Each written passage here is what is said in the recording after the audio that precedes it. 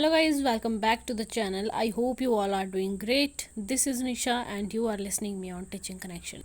Today we are going to practice some important questions of child psychology. It will surely help you in your HPTAT and CTAT also. Let's start with the first question and the first question is क्योंकि जो भी Hindi medium वाले students हैं उनको थोड़ी दिक्कत आ सकती है क्योंकि ये जो कंटेंट है ये आपका इंग्लिश में रहेगा। हिंदी में जो है वो कंटेंट ढूंढना बहुत मुश्किल हो जाता है और ऊपर से ये भी प्रॉब्लम रहती है कि हिंदी में जो टर्म्स हैं ठीक है वो थोड़ी ज़्यादा समझने के लिए थोड़ी ज़्यादा डिफ़िकल्ट हो जाती हैं। इंग्लिश में जो है साइकोलॉजी आपकी इजी रहती है एज़ कम्पेयर टू हिंदी, इसलिए जो कंटेंट है वो आपको इंग्लिश में ही प्रोवाइड करवाया जाएगा। बाकी बीच बीच में मैं आपको हिंदी में बता दिया करूँगी, समझना तो आपको खुद ही पड़ेगा। अदरवाइज़ जो हिंदी मीडियम वाले हैं उनको भी मैं यही सलाह दूँगी कि आप भी इंग्लिश की तरफ जो है वो थोड़ा स्विच कीजिए खुद को, क्योंकि इंग्लिश में जो है चाइल्ड साइकोलॉजी पढ़ना काफ़ी ज़्यादा ईजी है। चलिए शुरू करते हैं। आज चाइल्ड साइकोलॉजी हम शुरू कर रहे हैं और कुछ क्वेश्चंस आज डिस्कस करेंगे, बाकी के जो बचेंगे उनको हम कल डिस्कस करेंगे पार्ट 2 में। चाइल्ड साइकोलॉजी आपको पता है आपके एग्ज़ाम को लेकर काफ़ी ज़्यादा इंपॉर्टेंट है। ये सेक्शन 30 मार्क्स की रहती है आपकी, ये भी आपको पता होना चाहिए। सबसे पहले तो अगर आप एग्ज़ाम दे रहे हैं तो सबसे पहले आपको एग्ज़ाम का पैटर्न पता होना चाहिए। मैंने ऐसे स्टूडेंट्स भी देखे हैं, कॉल्स आती हैं, मैसेजेस आते हैं कि हमारा HPTAT है बट हमें ये भी नहीं पता कि उसमें कहाँ कहाँ से क्वेश्चंस आते हैं, कितने कितने मार्क्स के आते हैं। तो ऐसा नहीं होना चाहिए। अगर आप सीरियस कैंडिडेट हैं तो आपको सबसे पहले एग्ज़ाम का पैटर्न पता होना चाहिए।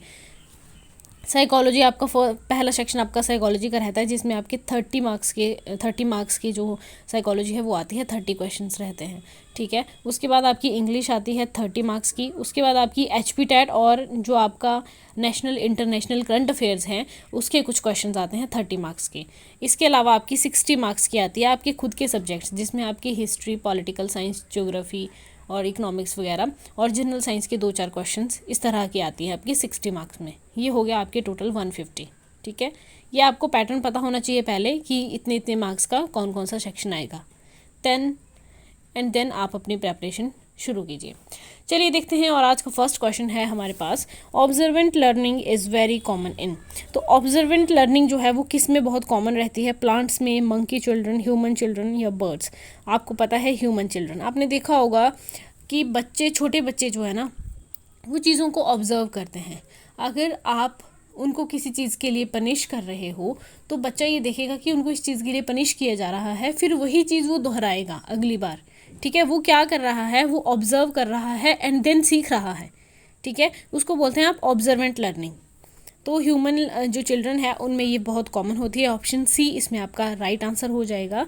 नेक्स्ट क्वेश्चन है, Pavlov enunciated his ideas while studying the physiology of digestive system in। Right answer आएगा dogs. Option C is the right answer. Pavlov ने जो है वो डॉग्स पे अपना एक्सपेरिमेंट किया है, आपको पता होना चाहिए, ठीक है। नेक्स्ट क्वेश्चन है, dash theory of operant conditioning is an extension of theories of Pavlov. कौन सी थ्योरी है ऑपरेंट कंडीशनिंग की? पैवलोव की थ्योरी का एक्सटेंशन है। पैवलोव ने जो थ्योरी दी थी उसका एक्सटेंशन है ऑपरेंट कंडीशनिंग थ्योरी। किसने दी थी? वो दी थी आपकी स्किनर ने। Option B is the right answer. Next question है आपका, dash is the key term for understanding operant conditioning. इनमें से कौन सी की टर्म है जो कि आपको ऑपरेंट कंडीशनिंग समझने के लिए इंपॉर्टेंट है? रिकॉल है, री इन्फोर्समेंट है, रिटेंशन है, नन ऑफ दीज। तो इसका आपका राइट आंसर रहेगा बी, री इन्फोर्समेंट। नेक्स्ट क्वेश्चन है आपका, Skinner's experiment was conducted upon dash and other animal. Skinner ने जो अपना एक्सपेरिमेंट किया है वो किस पे किया है? वो किया है उन्होंने पीजन्स पे और दूसरे एनिमल्स पे, ठीक है। ऑप्शन ए इसमें आपका सही उत्तर होगा। नेक्स्ट क्वेश्चन है आपका, dash to learn is related to motivational aspect of learning. Insight, option C इसमें आपका सही उत्तर होगा। Insight to learn is related to motivational aspect of learning. Next question है, learning is modification of dash thought and experience. Learning क्या है? Learning is modification of behaviour of thoughts and experience. Option B is the right answer. Next है आपका question, which of the following is not a characteristic of a good achievement test. इनमें से कौन सी good achievement test की एक विशेषता नहीं है? रिलायबिलिटी, ऑब्जेक्टिविटी, एम्बिग्विटी या वैलिडिटी। तो एम्बिग्विटी जो है वो गुड अचीवमेंट टेस्ट की विशेषता नहीं है। ऑप्शन सी इसमें आपका सही उत्तर होगा। नेक्स्ट क्वेश्चन है, team teaching was used for the first time in. जो आपकी टीम टीचिंग है वो सबसे पहले कहाँ यूज़ की गई? India, Russia, America, Britain. तो अमेरिका में सबसे पहले यूज़ की गई थी team teaching. Option C is the right answer. Next one is, according to Kohlberg at which level in morality externally controlled. Kohlberg के अनुसार आपको पता है कि जो आपकी मोरल डेवलपमेंट की थ्योरी है वो किसने दी है? वो आपकी दी है कोहलबर्ग ने। ठीक है, तो यहाँ पर पूछा गया है कि उनकी जो थ्योरी है उसके कौन से लेवल में जो मोरालिटी है वो एक्सटर्नली कंट्रोल की जाती है? Pre conventional level, conventional level, post conventional level या नन ऑफ द अबव। तो इसका आपका राइट आंसर होगा pre conventional level. Option A is the right answer. ये जो आपकी मॉरल डेवलपमेंट की कोहलबर्ग की थ्योरी है ये हमने डिटेल में डिस्कस की थी लास्ट ईयर। अगर आपको याद नहीं है, आपने अभी तक वीडियो नहीं देखा है, तो प्लीज़ पहले जाकर वो वीडियो चेक कीजिए, उसको देखिए। हमने बिल्कुल अच्छे से समझी थी मॉरल डेवलपमेंट की थ्योरी कोहलबर्ग की। तब आपको जो है सारे के सारे लेवल खुद ही पता चल जाएंगे, कितने लेवल हैं, कितने स्टेजेस हैं। ठीक है, नेक्स्ट क्वेश्चन है, विच one of the following is not a part of stage proposed by Kohlberg in his theory of moral development. इनमें से कौन सा एक पार्ट नहीं है कोहलबर्ग की जो मॉरल डेवलपमेंट की थ्योरी है उसकी स्टेजेस का? Self interest and reward, relationship with others, social contract and social rights, following universal ethical principles. तो इसमें आपका ऑप्शन सी सही उत्तर होगा, social contract and social rights. ये जो है उनकी स्टेजेस का पार्ट नहीं है। राइट, नेक्स्ट क्वेश्चन है, according to Kohlberg a teacher can instil moral values in children by. Kohlberg के अनुसार टीचर जो है ना वो एक बच्चे में जो मॉरल वैल्यूज़ है उनको इंस्टिल कर सकता है। कैसे कर सकता है? By giving strict instructions on how to behave, या फिर given importance to religious teachings, या फिर laying clear rules of behaviour, या फिर involving them in discussion on moral issues. आपने अक्सर देखा होगा कि बच्चों को अगर आप ज़ोर ज़बरदस्ती करके उनसे कुछ काम करवाओगे वो कभी नहीं करेंगे, वो आपकी बात कभी सुनेंगे ही नहीं। ठीक है, बच्चों में ना एक अलग प्रकार की जिद होती है कि अगर आप उनसे कुछ काम करवाना चाहते हैं तो वो उसका ऑपोजिट ही हमेशा करना चाहेंगे। तो उनसे अगर आपने कुछ काम करवाना है तो कैसे करवा सकते हैं? आपको उनको इन्वॉल्व करना पड़ेगा चीज़ों में इनडायरेक्टली। ठीक है, डायरेक्टली आप बोल दोगे कि जाके ये कर दो वो कर दो तो बच्चे नहीं करेंगे। इनडायरेक्टली आपको बच्चे को पहले उस चीज़ में इन्वॉल्व करना पड़ेगा। तो यहाँ पर पूछा गया है कि मॉरल वैल्यू अगर आपने बच्चे में इंस्टिल करनी है तो टीचर क्या करेगा? टीचर करेगा involving them in discussion on moral issues. Moral issues के डिस्कशन में उनको इन्वॉल्व करेगा सबसे पहले। राइट, ना कि उनको स्ट्रिक्ट इंस्ट्रक्शंस देकर। नेक्स्ट क्वेश्चन है, ऑप्शन डी इसमें आपका सही उत्तर हो गया। नेक्स्ट क्वेश्चन है आपका, according to Kohlberg thinking process involve in judgements about questions of rights and wrong is called.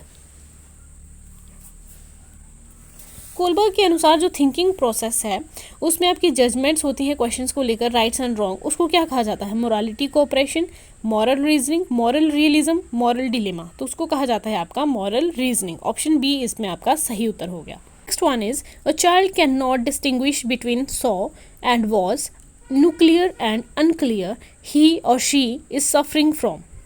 यहाँ क्या पूछा गया है कि एक बच्चा है, बहुत ही प्यारा क्वेश्चन है ये, स्टार मार्क कर लीजिए, पूछा जा सकता है। यहाँ पर पूछा गया है कि एक बच्चा जो है वो सॉ और वॉज में जो है वो फ़र्क जो है वो नहीं कर सकता, और आपका जो न्यूक्लियर और अनक्लियर है उसमें भी फ़र्क नहीं कर पा रहा है। इसका मतलब कि वो जो बच्चा है वो किस चीज़ से सफ़र कर रहा है? Dysmorphia, dyslexia, word jumbling disorder या ADHD। तो आपको पता है कि जो आपका रीडिंग डिसऑर्डर होता है वो होता है आपका डिसलेक्सिया। ठीक है, ऑप्शन बी इसमें आपका सही उत्तर हो जाएगा। और डिस्ग्राफिया क्या होता है? वो आपका राइटिंग से रिलेटेड होता है डिस्ग्राफिया। ठीक है, इस पे भी हमने एक अलग से वीडियो बनाई थी, वो देख लीजिए अगर आपको पता नहीं है कौन कौन से जो डिसऑर्डर हैं उनको क्या कहा जाता है। उसमें हमने 10-12 डिस्कस किए थे, काफ़ी ज़्यादा इंपॉर्टेंट है, इसमें से आपका क्वेश्चन एग्जाम में बनता है। राइट, नेक्स्ट क्वेश्चन देखते हैं। Primary function of the school as an agent of society is to. School का प्राइमरी फंक्शन क्या है as an agent of society? ठीक है, maintain social stability, develop an adequate level of vocational competence in children, prepare the child for life, provide children with an understanding of their environment. तो option A इसमें आपका सही उत्तर हो जाएगा, maintain social stability. ये प्राइमरी फंक्शन है school का as an agent of society, right. Next one, inclusive education, समावेशी जो शिक्षा है वो क्या होती है।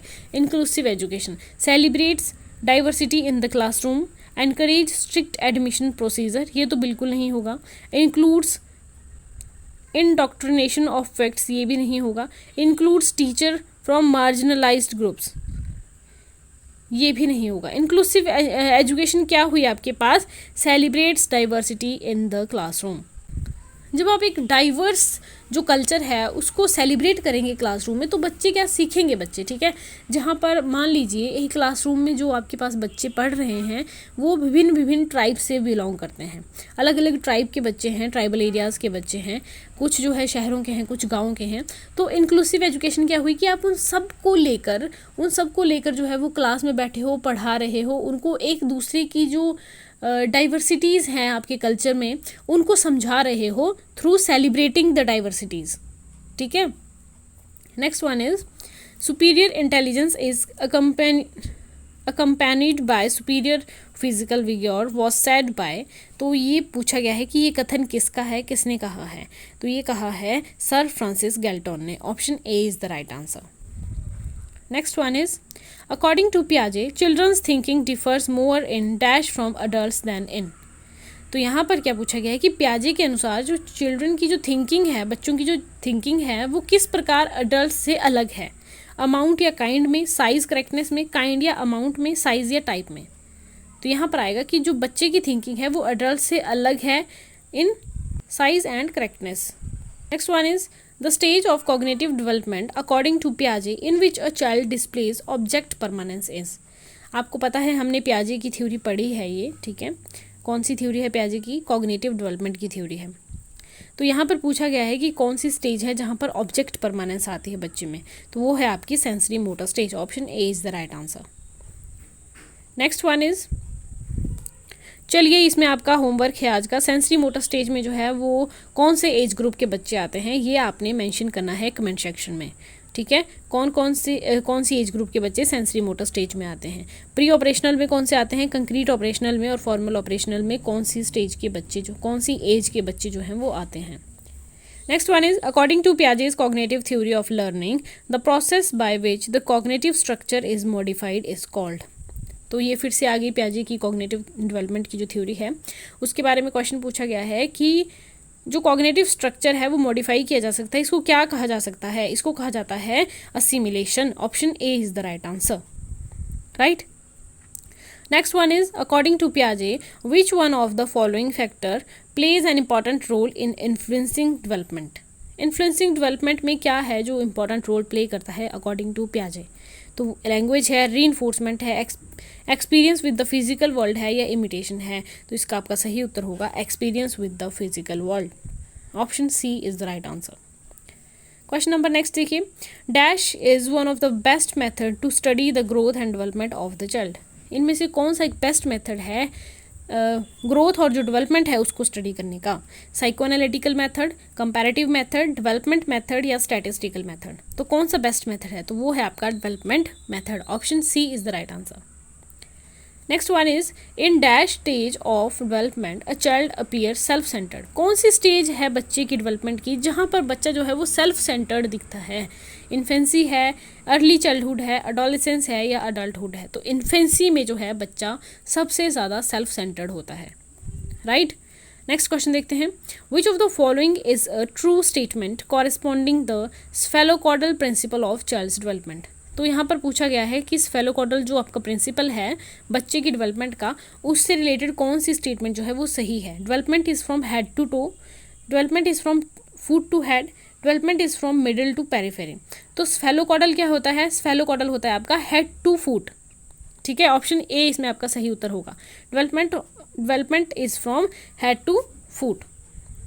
नेक्स्ट क्वेश्चन देखते हैं, development is a never ending process with which principle of child development can this thought be associated. तो क्या पूछा गया है, development is never ending process. जो आपका विकास है वो नेवर एंडिंग प्रोसेस है, कभी ख़त्म नहीं होने वाला प्रोसेस है, ठीक है। तो ये जो ये जो प्रिंसिपल है ये किससे रिलेटेड है, किससे एसोसिएटेड है?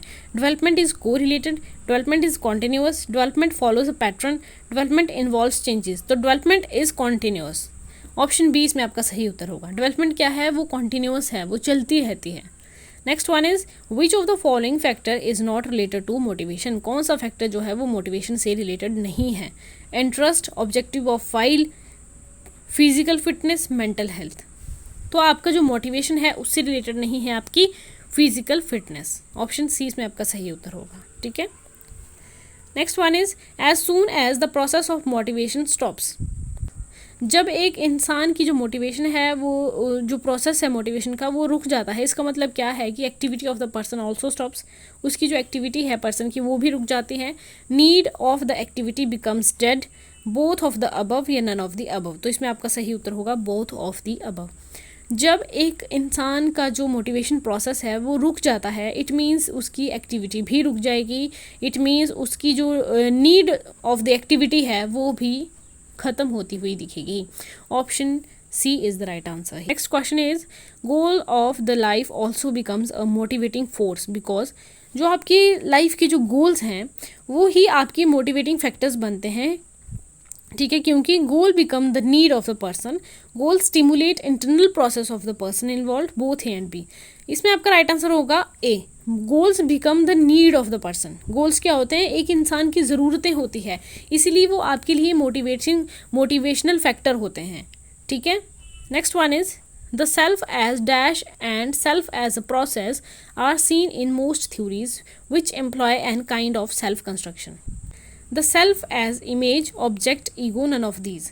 तो यहाँ पर आपका राइट आंसर होगा object. The self as object and self as a process are seen in most theories. ठीक है, next one is Erikson's trust versus mistrust stage occurs during. Ericsson की जो ट्रस्ट वर्सेस मिसट्रस्ट स्टेज है वो किस में आती है? Middle childhood, early adulthood, infancy या अर्ली चाइल्डहुड। तो वो है आपकी इन्फेंसी, ट्रस्ट वर्सेस मिसट्रस्ट। ठीक है, याद रखना है आपने, ये भी हमने एरिक एरिक्सन की थ्योरी पढ़ी हुई है बिल्कुल डिटेल में।